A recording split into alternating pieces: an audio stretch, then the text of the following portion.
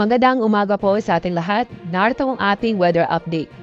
Maabot na po o naapektuhan na po ang amihan o northeast monsoon sa extreme northern Luzon. Samantala, itong easterlies ay naapektuhan pa rin ang malaking pong bahagi po ng ating bansa. Kaya ngayong araw, makakaasa pa rin tayo ng mainit na panahon sa bansa, lalo na po sa Luzon at sa Visayas. At sa ating magiging laga na panahon ngayong araw, maganda at maliwas sa panahon ang inaasa po natin sa Luzon.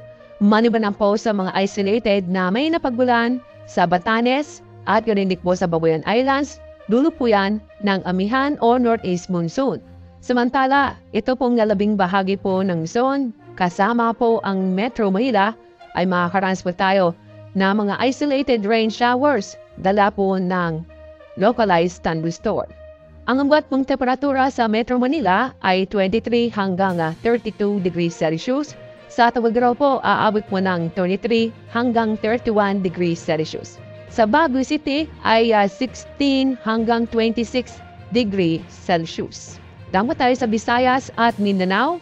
Dahil po sa easterlies, makakaras po tayo ngayong araw na maulap ang papaurin na may tsansa po ng mga kalat-kalat na pagbulan at thunderstorm sa Eastern Visayas, Bohol, Caraga, Davao Region, Northern Mindanao, at sa Lanao del Norte.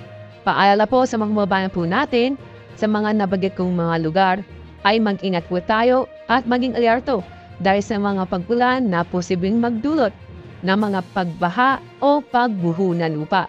Samantala, itong lalabing buong bahagi ng Visayas at ganun po sa lalabing buong bahagi po ng Mindanao ay fair weather ho tayo o magiging maganda at maliwas sa panahon, maliban lang po sa mga isolated na rain showers dahil sa thunderstorm. Sa ating weather outlook, bukas, Thursday hanggang Sabado ay patuloy pa rin tayo na magiging maganda at maliwas sa panahon sa mga pininlugar sa bansa. Yung pong northeast monsoon o amihan ay inaasa po na nating lalakas at maapektuhan ang malaking pong bahagi ng Northern Luzon. Kaya sa mga kababayan po natin sa Baguio City, makakaasa po tayo ng mga isolated na may napagbulan.